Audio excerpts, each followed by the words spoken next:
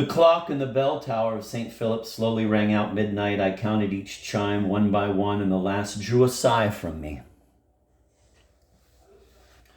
So, I said, another day has just detached itself from my life. And although the diminishing vibrations of the brassy sound are still ringing in my ears, the part of my journey which preceded midnight is already as far away from me as the voyages of Ulysses or Jason. In this abyss of the past, seconds and centuries last just as long. And does the future have any more reality? They are two voids between which I find myself balanced as if on the cutting edge of a blade. It is true, time seems to me to be something so inconceivable that I am tempted to believe that it really doesn't exist, and that what we call time is nothing more than a punishment of the mind. I rejoiced to have come up with this definition of time, just as dark and obscure as time itself, when another clock chimed midnight, which gave me a disagreeable feeling. There is always a certain ill humor at the back of my mind when I am vainly occupied with some insoluble problem, and I found this second admonitory tolling of the bell really rather out of place for a philosopher like me. But I was really put out a few seconds later when I heard from afar a third church bell, that of the Capuchin monastery, situated on the other side of the Po, chiming midnight as if out of malice. When my aunt wanted to summon an old chambermaid, a rather crusty character of whom she was, however, very fond, she was too impatient to remain content with ringing the bell just once, but kept tugging away at the bell pull until her servant appeared. "Come on now, Mademoiselle Branchette." And the latter, irritated at being forced to hurry along like this, came ambling along and replied with considerable sharpness before coming into the living room, I'm coming, madam." It was with a similar irritation that I heard the Capuchin's indiscreet bell chiming midnight for the third time. "I know," I cried, holding my hands out towards the clock. "Yes, I know it's midnight. I know it all too well." There's no doubt about it. It was an insidious suggestion of the evil spirit that led men to entrust the hours with the task of dividing up their days. Shut away in their dwelling places, they give themselves over to sleep or enjoyment, while each hour cuts one of the threads of their existence. The next day they merrily get up, not in the least suspecting that they have one more day. In vain does the prophetic brassy voice of the bell announce the approach of eternity. In vain does it repeat to them sadly every hour that goes by. They hear nothing, or if they do hear, they do not understand. Oh, midnight! Dread hour! I'm not superstitious, but this hour always filled me with a certain fear, and I have a premonition that if I were ever to die, it would be at midnight. So I will die one day. I will die. I, the person speaking, the person able to feel and touch myself, I might die. I find it rather difficult to believe. After all, others die, and there's nothing more natural than that. You see it happen every day. You see them passing away, you get used to it. But for you to die, you yourself, you in person, well, that's a bit too much. And you, gentlemen, you who think that these reflections are a load of old nonsense, let me tell you that everyone thinks the same, you included. No one thinks that he is to die. If there were a race of immortal men, the idea of death would frighten them more than it does us. There's something in all this that I can't quite understand. How is it that men, ceaselessly driven hither and thither by hope and by their illusory ideas about the future, are so little concerned by the one certain and inevitable event that the future holds in store for them? Might it be beneficent nature herself that has given us this happy, carefree frame of mind so that we can fulfill our destinies in peace?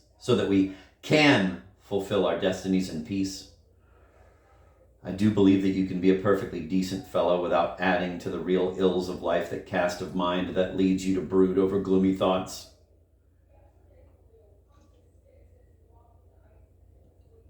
I do believe that you can be a perfectly decent fellow without adding to the real ills of life that cast of mind that leads you to brood over gloomy thoughts, and without your imagination being haunted by dark phantoms. In short, I think we should allow ourselves to laugh, or at least to smile each time that an innocent opportunity to do so presents itself. So concluded the meditation that the clock of St. Philip's had inspired in me. I would have pursued it further if a certain scruple on the severity of the ethical code I just established hadn't prevented me, but not wishing to examine this doubt in any more detail, I whistled the tune of Les Folies d'Espagne, which has the property of changing the course of my ideas when they start heading off down the wrong track. The effect was so rapid that I immediately finished my ride on horseback. Before going back into my room, I glanced over the city and the dark countryside around Turin that I was about to leave, perhaps for good, and I bade them a final farewell. Never had the night seemed so beautiful to me. Never had the vista I had in front of my eyes struck me so alluring. After saying goodbye to the mountain and the temple of the Superga, I took my leave of the towers, the belfries, all the familiar objects that I had never imagined I would miss so intensely. And I took my leave, too, of the air and the sky and of the river whose indistinct murmur seemed to reply to my farewell. Oh, if only I had been able to depict the feeling, tender and cruel at the same time, that filled my heart and all the memories of the best half of my life hitherto. They came thronging in all around me like hobgoblins, tried to persuade me to stay in Turin, but alas, the memories of former happiness are like the wrinkles of the soul. When you're unhappy, you have to drive them from your thoughts like mocking phantoms which have come to insult our present condition. Then it is 1,000 times better to abandon yourself to the deceitful illusions of hope, and above all, you need to put on a brave face on a bad situation. You need to put a brave face on a bad situation and take care you refrain from letting anyone in on the secret of your misfortunes. I have noticed in the course of the ordinary journeys I have made among men that if you go around being unhappy, you end up making yourself ridiculous. At such dreadful moments, there's nothing that helps more than the new way of traveling that you have just been reading about at this point. I experienced this in a decisive way. Not only did I manage to forget the past, but also bravely to face up to my present difficulties. Time will sweep them away, I told myself, so as to give myself a bit of encouragement. Time takes everything with it and forgets nothing as it passes. And whether we try to arrest it or push it forward, shoulder to the wheel, as they say, our efforts are equally vain and change its invariable course not at all. Although I am generally not in the least worried by its swiftness, a particular circumstance or a particular association of ideas will remind me of it quite powerfully. It is when men fall silent, when the demon of noise is mute within its temple, in the midst of a sleeping city. It is then that time raises its voice and makes itself heard within my soul. Silence and darkness become its interpreters and reveal its mysterious march to me. It is no longer an abstract thing of reason that my thought cannot seize. My senses themselves perceive it. I can see it in the sky, chasing the stars westwards before it. Now it is pushing the rivers towards the sea and rolling with the mist along the hillsides. I listen. The winds are moaning under the vigorous sweep of its swift wings, and the distant bell shudders at its terrible passage. Quote, "Let us make the most of its forward momentum," end of quote, I exclaimed. Quote, "I want to put the moments it will snatch from me to good use," end of quote. Intent on putting this good resolution into practice, that very same moment I leant forward to launch myself bravely onto the pathways, making with my tongue that clucking noise that has always been used to urge horses onwards, but that is impossible for me to write out in accordance with the rules of spelling. And I finished my excursion on horseback with a sudden canter. I was lifting my right foot to get down when I felt someone hitting me quite roughly on the shoulder. To say that I was not alarmed at this incident would be to distort the truth.